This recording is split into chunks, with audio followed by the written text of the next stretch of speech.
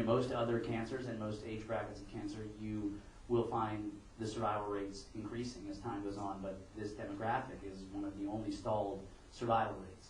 And a lot of that is because there aren't treatments really dedicated to this 15 to 22 bracket, especially in leukemia, because it's the only really cancer I know that much about, but I know it's true of others. And so you are faced with this challenge of deciding if you want to be treated as a child or an adult. Adult treatments are a little bit less invasive because the older body doesn't take the treatment as well, whereas if you're younger, and when you're a young child, you can handle a lot more.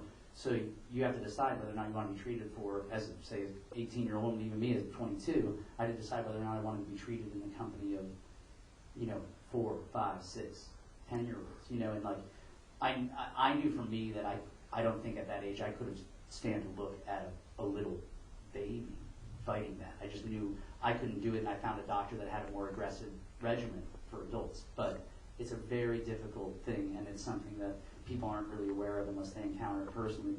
But so for what you're doing, putting in teen centers where these teenagers are being treated among little kids, which is such a brutal thing to have to witness when you're already sick.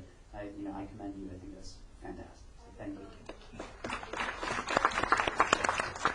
Well, and if you feel free to reach out to us if you think Let's get your information. You want to get that out to any of We'll your get you as centers. many DVDs as you need for those. Absolutely. Absolutely. If you feel like it'll help, absolutely. It means a lot to us. In a good way, so thank you. Let's go deep again. Want to go all the way back there? How has this experience changed your mindset for your music and your career? Not as dramatically as you think. I think me as a musician, it obviously informed some of the songwriting on recent things because it just couldn't have not, I suppose. But I think still my goals are very similar. Write songs, reach as many people as possible with them, and I think in certain senses, in the fact that we're all sitting in a room talking about a subject that's completely unrelated to music, or not completely, but more or less, it's changed some of my additional ambitions that go along with it as far as how I might be able to use my platform to affect some level of change, But that said, I think the way I write and what I write about is still very much rooted in my everyday, so I think it stayed more or less the same. And I'm happy about that, to be honest. A lot of times people go through events like this, sickness or otherwise, and say, when I survive this, when I come out of it, I'm going to have a totally different outlook on life, not to let anything bother me, just going to. Good luck. Did you try to tell yourself that going through it? Believe it. Have you changed at all? You believe it. You think there's no chance. I literally, I had a vision of me in the hospital. It was like, man, when this is done, I'm going to be on a beach in Hawaii. I'm not going, I may be, I'm not even really worried about writing songs. Because, and truthfully, because you have an immense amount of clarity in that moment. But it's not completely real. You know what I mean? And I think I carry it with me. I carry that picture of that beach and why I thought that, and so it slows me down a little bit. Not to say that I haven't slipped off that path from time to time or oftentimes, but I think in a lot of senses you do carry an extra sense of responsibility with you that it rights your wrongs a little bit more quickly. It doesn't make them disappear, but it keeps you on a I think a little bit of with a little bit more of a horizon in mind and what you're trying to accomplish. And it's harder, I found in some ways it's harder for me to forget about that just because I do carry it with me. But yeah, you honk that horn every now and again, but you feel a little more guilty about it. That's for sure. Way back, I see you over there. Yeah, it's you. I saw the scene where you learned a lifetime of lessons in that room. What lesson is closest to you that you got from that experience? I think the importance of the most immediate people in your life. I think, and it's all in the movie, obviously, but in the period of time that I was in that transition from something corporate into the Jax thing, and I was a little bit of a sort of loose satellite in some respects. And I think for me, it really hammered home a point of a lot of the people that I had been keeping at bay in some respect to maintain my own personal perimeter or whatever, were the people who were quickest to come to my aid and do everything they could to make it better. And it taught me a really important lesson about not forsaking that and always keeping that central. That I think I was on the road to fucking up in a lot of respects, to be honest. And I think it did teach me that. All right, I'm gonna let you pick now. How about right there?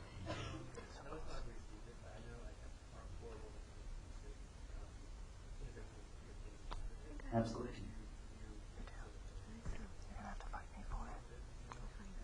Yeah, absolutely. I mean, anything like, these are the things that happen to us, to all of us, everyone. Something like this is going to happen.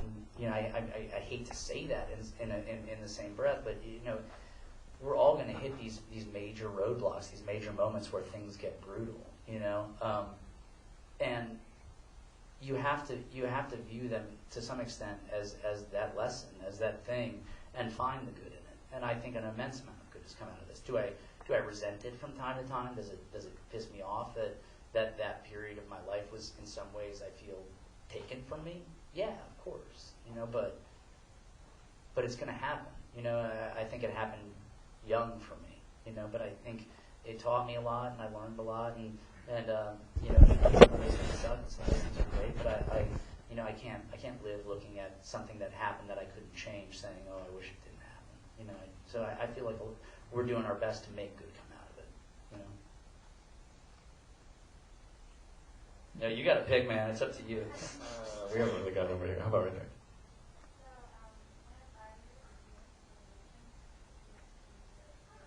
Yeah.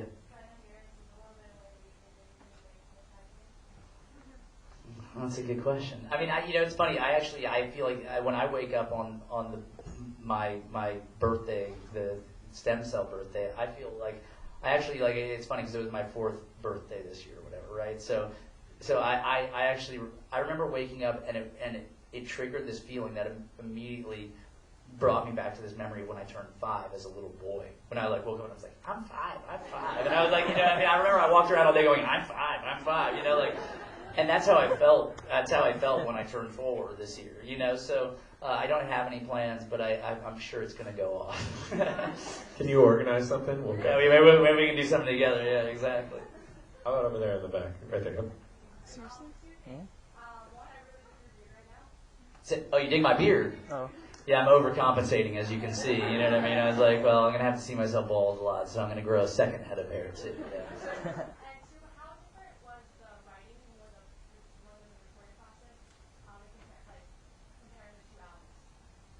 I mean, Transit versus Passenger. Passenger was totally anomalous. I mean, I don't think I can. I hope I never have another writing experience like it.